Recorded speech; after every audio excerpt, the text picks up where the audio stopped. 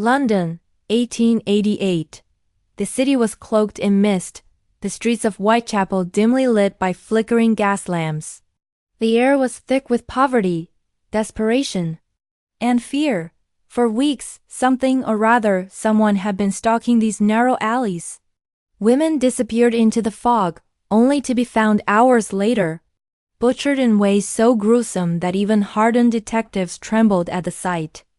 The first was Mary Ann Nichols, her throat slit, her body mutilated with surgical precision. Then Annie Chapman.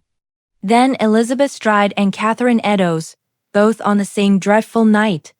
And finally, Mary Jane Kelly, the youngest and most brutally killed of them all. The killer moved like a phantom. No witness ever saw his face clearly. No one heard his approach. It was as if he melted into the darkness itself. Panic gripped London. The newspapers exploded with headlines. Jack the Ripper strikes again. Letters signed with that same chilling name began arriving at police stations, some taunting, others mocking. Whether they were real or hoaxes, no one could tell.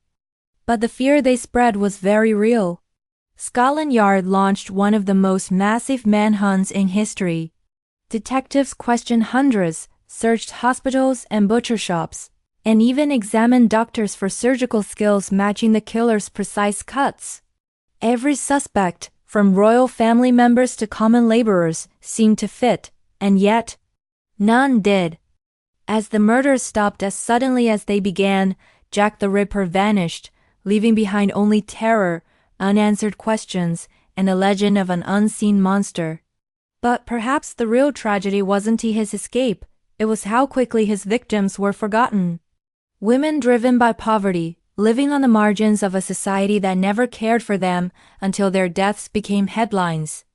Over 130 years later, the identity of Jack the Ripper remains one of history's greatest mysteries, a ghostly reminder that sometimes the darkest monsters aren't from our nightmares, but from our own streets,